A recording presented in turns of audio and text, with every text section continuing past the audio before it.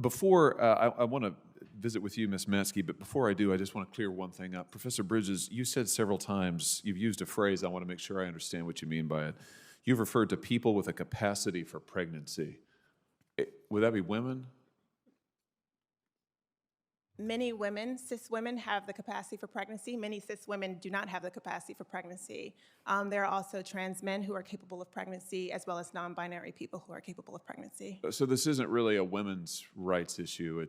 We can recognize that this impacts women while also recognizing that it impacts other groups. Those things are not mutually exclusive, Senator Hawley. Oh, so your view is that the core of this right then is about what?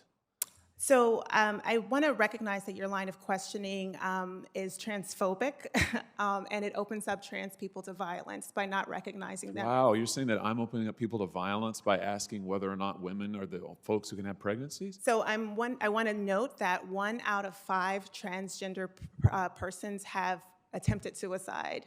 So I think it's important because of my line of questioning? Because, so we can't talk about it? Because denying that trans people exist and pretending not to know that they exist I'm is denying dangerous. that trans people exist by asking you if you're talking about women having pregnancies? Do you believe that men can get pregnant? No, I don't think women can get So pregnant. you are denying that trans people exist? And that leads to violence? Is this how you run your classroom? Are students allowed to question you? Absolutely. Or are they also treated like this, where No, they're told that they're opening up people to violence? We have a good time in my class. You should join. Oh, I bet. You might learn a lot. Wow, I would learn a lot. I've learned a lot just in this exchange. Absolutely. Extraordinary. Yep.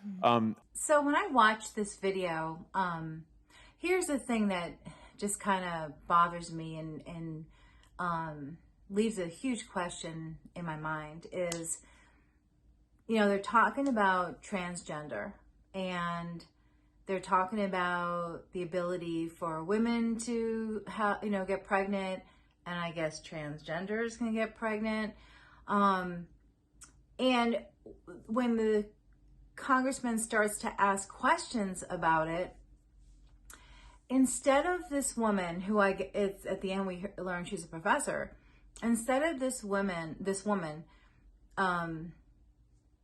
answering in a way that in her mind all the information that she believes is true about transgenders and being able to get pregnant, instead of her sharing that information and educating the congressman on as she answers his questions, she just attacks him and calls him transphobic. Now, that is absolutely not true.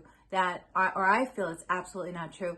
Just because he believes that transgenders can't get pregnant, because he doesn't believe in that, she automatically calls him transphobic. I mean, for anyone to think that that's true does not have an argument to explain how men can get pregnant. They have no argument to go back and forth and educate and explain how men can get pregnant. Instead, it's calling names, and calling names. And yeah, he did learn a lot from that dialogue back and forth that they had on what she's teaching to the children in her classroom, and the way she's probably treating the kids who challenge her teaching, challenges what she's teaching and has questions and wants to go deeper about the conversations. God forbid you want to go deeper about a conversation. Once you do that, you're just labeled a name.